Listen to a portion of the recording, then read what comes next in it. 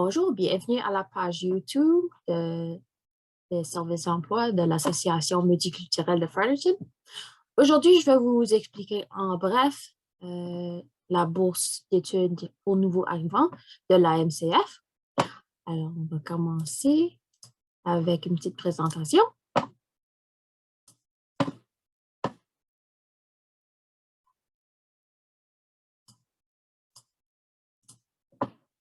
Bon, alors pour commencer, on va regarder avec quelques questions communes que les gens demandent à propos de la bourse d'études. Alors, où peux-tu trouver l'application? L'application est en ligne sur notre site web. Si on va ici, je vais changer à un autre écran. Bon. Ici, c'est la page d'accueil pour mcaf.nb.ca. Si je sélectionne français. Et puis, je vais aller en dessous de Newcomer et on va choisir Programme pour les enfants et les jeunes. Si vous cliquez dessus, ça va vous amener à la page ici avec tous les programmes pour les enfants et les jeunes nouveaux arrivants. Vous allez descendre ici jusqu'à la bourse d'études. Sélectionne celui-là. Et finalement, vous allez descendre jusqu'à la mi-page. Et ici, dans la section bourse d'études pour nouveaux arrivants, il y a une petite description, un courriel de contact si vous avez des questions. Et aussi, si vous sélectionnez celui-là, ça va vous amener à l'application elle-même. Tout de suite, c'est une application en anglais, mais une version française sera disponible bientôt. Donc, si on retourne à notre présentation, pourquoi est-ce que je devrais appliquer? Une bourse, c'est de l'argent gratuit. Alors, si vous la recevez, vous n'avez pas besoin de la repayer. C'est différent d'un prêt du gouvernement ou d'une banque que vous allez devoir repayer après la fin de vos études. Mais cette bourse, c'est une excellente ressource pour vous aider à payer pour vos études postsecondaires. Combien d'argent est-ce que je vais recevoir? Les montants diffèrent à chaque année. Ça va dépendre des fonds disponibles et aussi de combien d'applicants il y a. Mais vous pouvez vous attendre à recevoir 500 à 2000 $. Quand est-ce que l'application ferme? Alors, vous allez marquer votre calendrier pour le 30 juin. Le 30 juin, c'est la date limite pour soumettre tous vos documents pour votre application pour la bourse. Alors, vous devez avoir tout défini avant la fin de la journée le 30 juin. Quand est-ce que je vais savoir si je l'ai eu? Alors, si vous êtes choisi et vous avez réussi à recevoir la bourse d'études, vous devriez être contacté avant la fin de juillet. Alors, si la fin de juillet arrive et vous n'avez pas été contacté, malheureusement, vous n'avez pas réussi à recevoir la bourse. Mais si vous êtes aux études l'année prochaine encore, vous pouvez appliquer de nouveau. Qu'est-ce que je fais si j'ai besoin d'aide avec l'application? Alors, vous pouvez nous contacter ici à ce courriel ici et parler à un coach d'emploi qui va vous aider à remplir le formulaire. Vous pouvez aussi demander de l'aide aux gens qui travaillent avec les jeunes et petits-enfants, les jeunes et les enfants. Aussi, si vous avez un travailleur dans votre école, vous pouvez leur demander pour de l'aide aussi. Comment est-ce que j'accède à mon relevé de notes le plus récent? Alors, votre relevé de notes est un document qui doit être attaché avec votre application. Ce que vous devez faire, c'est contacter votre bureau d'administration à votre école. Ils ont cette information disponible pour vous. Si vous avez un compte électronique avec votre école, vous pouvez, si vous pouvez accéder vos notes académiques, vous pouvez capturer l'écran et utiliser ça comme votre relevé de notes pour l'application.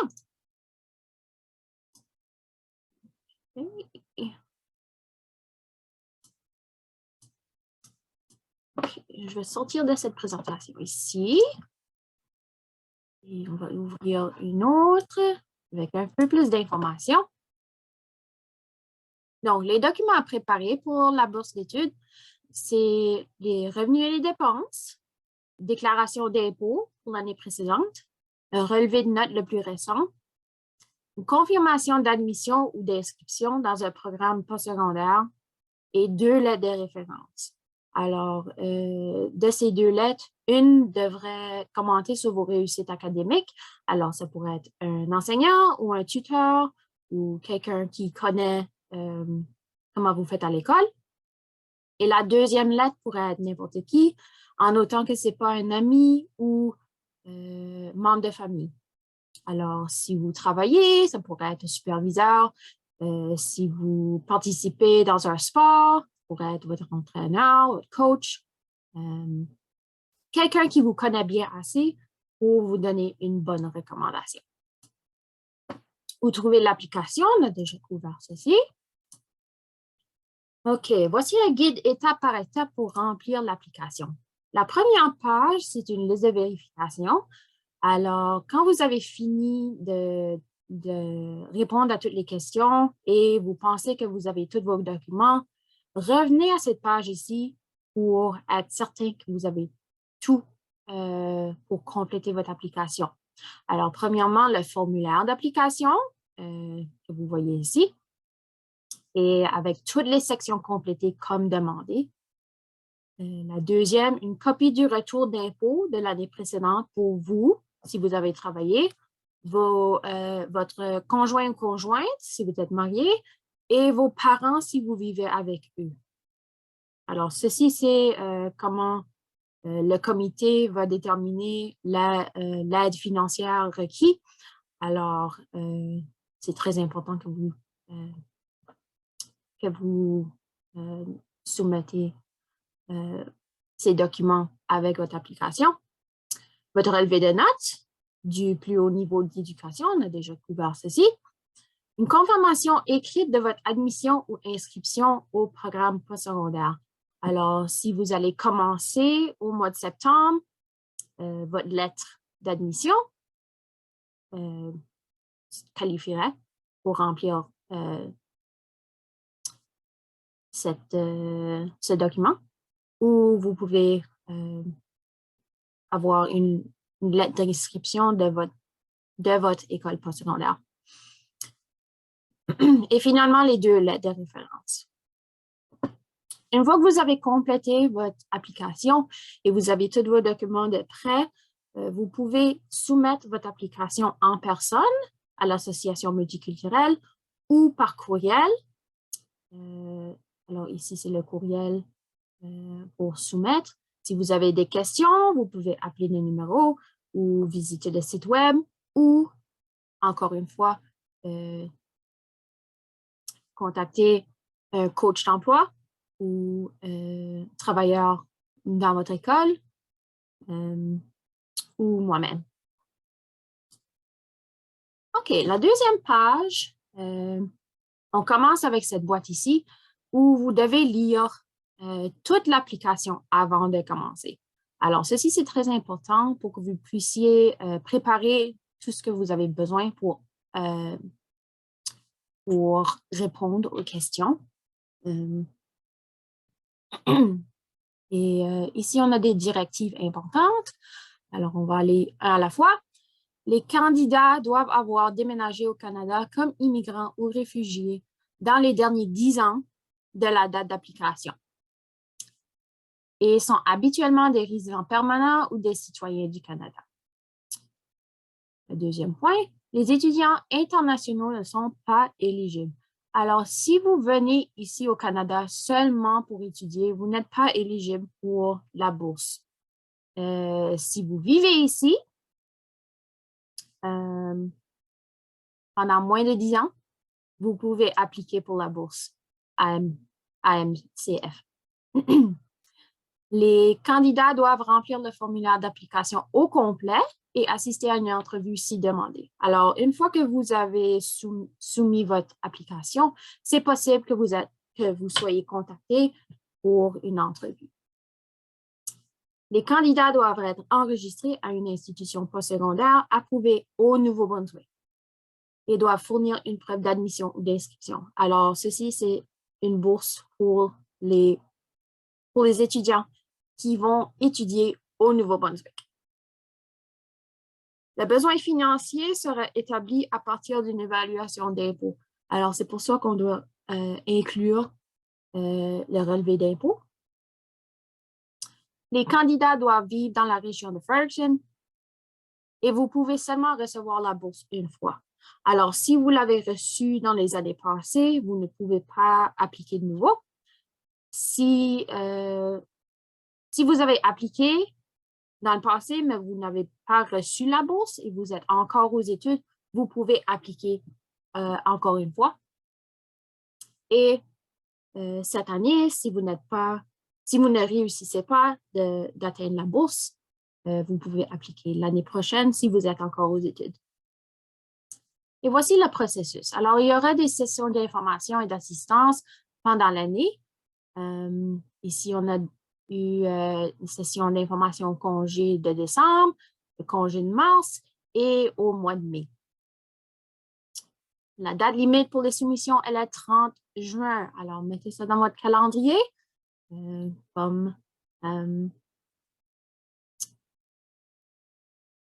Oui, mettez-le dans votre calendrier. Les décisions finales sur les prix seront faites avant la fin du mois de juillet. Seulement les candidats choisis seront contactés. Alors, s'il vient la fin du mois de juillet et vous n'êtes pas contacté, malheureusement, vous n'avez pas été choisi cette année. Mais, comme j'ai dit avant, si vous êtes encore aux études, vous pouvez appliquer de nouveau l'année prochaine. OK, la deuxième demi de la deuxième page, c'est vos informations identifiantes, des renseignements personnels. Alors, votre nom, votre adresse, date de naissance. Ici, on a aussi le statut d'immigration à l'entrée au Canada. Et à la toute fin, la date d'entrée au Canada. OK. Maintenant, la troisième page, ceci, c'est la première demi. On parle de votre éducation au secondaire et au postsecondaire. Alors ici, la première boîte, le plus haut niveau d'éducation atteint jusqu'à date. Si vous êtes en 12e année, vous avez atteint la 11e année. Alors, on mettrait 11e année et probablement la date que vous allez graduer. Ici, vous allez joindre le relevé de notes de votre plus haut niveau d'éducation. Et si vous n'êtes pas capable, vous pouvez décrire pourquoi dans cette boîte ici. Un exemple serait que vous avez fait vos études dans un autre pays et que vous n'avez pas accès à votre relevé de notes. Alors, vous pouvez expliquer pourquoi n'est pas inclus dans votre application ici. OK, l'institution académique où vous allez étudier. Ici, vous allez mettre le nom de l'institution académique. Alors, par exemple, si j'allais à l'Université de Moncton, je mettrais Université de Moncton ici et l'adresse ici de l'université. OK, le programme d'études que vous avez choisi. Alors, si j'ai choisi d'étudier là en or à UDM, alors je mettrais baccalauréat en or ici. Le temps requis pour compléter le programme de votre choix. Alors, d'habitude, si vous faites un baccalauréat à l'université, ça va être 4 ans. Si vous faites un diplôme collégial, ça pourrait être 1 an, 2 ans. Il y a plusieurs différents temps. Alors, ici, vous allez écrire combien de temps d'habitude votre programme prend à compléter. Et finalement, à quel niveau êtes-vous couramment dans le programme? Alors, si vous commencez au mois de septembre, vous allez mettre début. Si c'est votre deuxième, troisième année, milieu. Et si vous allez commencer votre dernière année au mois de septembre, vous pouvez choisir année finale. OK. La deuxième demi de la troisième page, c'est l'expérience d'emploi ou de travail. Vous pouvez attacher votre résumé avec votre application à la place de remplir cette section. C'est votre choix. Alors, ici, dans expérience d'emploi, c'est votre emploi payé. Alors, si vous travaillez couramment ou dans le passé, vous pouvez mettre votre information ici. Et aussi, on demande pour votre expérience de bénévolat. Alors, si vous n'avez pas d'expérience d'emploi, mais vous avez l'expérience de bénévolat, vous allez le mettre dans cette section ici. Et si vous avez votre résumé et vous avez l'information d'emploi et de bénévolat dessus, vous n'avez pas besoin de remplir ces sections. Juste indiquer dans les espaces ici que l'information est sur votre résumé. Okay. La prochaine section, c'est situation familiale ou domestique. Alors, vous allez décrire brièvement si vous prenez soin d'un ou plusieurs membres de famille et vous allez dire combien de temps vous passez à faire ça, quelles sont vos responsabilités dans la famille, si vous prenez soin de frères et sœurs, si vous devez travailler pour aider avec les dépenses. Tout ça, c'est de l'information que vous allez inclure dans cette section ici. OK. La cinquième page, vous avez vos intérêts. Alors ici, c'est vraiment la chance que vous avez d'exprimer pourquoi vous voulez la bourse et quels sont vos plans pour le futur, quels sont vos intérêts en dehors des études académiques,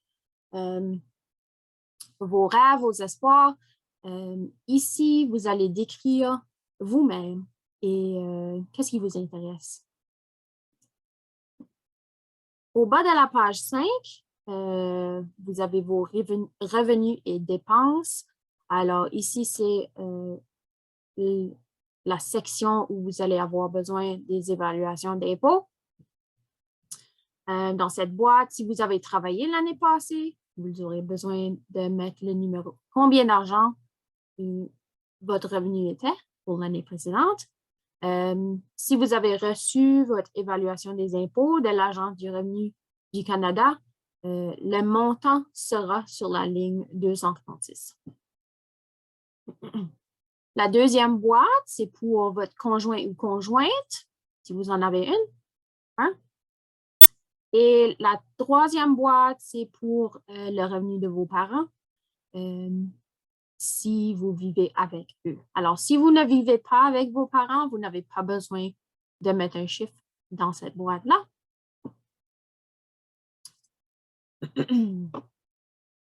OK, il y a une autre section pour l'information financière et ici, les dépenses.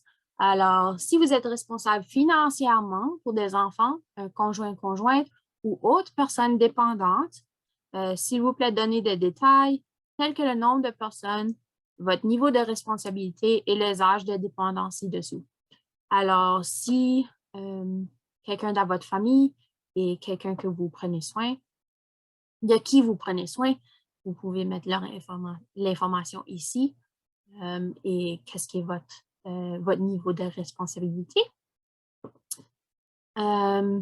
Alors, si vous êtes un parent et vous avez un enfant, vous pouvez mettre si vous avez votre enfant à temps plein, si vous avez votre enfant à temps partiel et que vous partagez la responsabilité financière, ce serait de l'information que vous mettrez dans cette section ici. La deuxième partie, c'est avez-vous des dépenses extraordinaires à cause de problèmes de santé, des besoins de transport ou d'autres raisons? Et vous devez expliquer. Alors, si vous avez une condition de santé ou vous devez prendre des médicaments ou avoir des services qui coûtent de l'argent, vous pouvez mettre ces dépenses ici. Si vous allez faire vos études en quelque part d'autre et vous avez besoin de payer pour du transport pour aller faire vos études, vous pouvez mettre ces dépenses ici. Ou si vous avez d'autres raisons qui ne sont pas régulières pour la plupart des étudiants, vous pouvez mettre cette information dans cette section ici. Bon, finalement, la dernière partie de l'application, c'est la signature. Alors, très simplement, vous devez lire les 3 conditions ici, signer votre nom et mettre la date. Alors, on va lire juste ici. En signant ci-dessous, j'atteste que mes réponses sont vraies et complètes au mieux de ma connaissance. Je suis d'accord que mon image soit utilisée dans les matériaux publiés, présentations et sites web qui font promouvoir les programmes de l'Association multiculturelle de Fredericton, Multicultural Association of Fredericton. Alors, comme vous avez vu sur notre site web, il y a une photo des gagnants de la bourse de l'année passée, juste à côté de l'application. Alors, ce serait quelque chose qu'on ferait si vous réussissez. Prendre une photo et mettre sur le site web. Et le dernier point, je suis d'accord de participer dans n'importe quelle promotion de l'AMCF pour la bourse pour nouveaux arrivants, y compris les entrevues avec les médias, les présentations ou les discours comme demandé par l'AMCF. Alors, si vous recevez la bourse, vous êtes d'accord de faire un petit peu de promotion, de parler de la bourse et de faire des discours possiblement si vous êtes demandé. Bon, alors, si vous avez besoin de l'aide avec votre application, si vous avez des questions, vous pouvez me contacter directement si vous voulez. Mon nom, c'est Danielle, daniel.scriver@mcaf.nb.ca. Je serai contente de vous aider. J'espère que vous avez une bonne journée et bonne chance. Bye bye.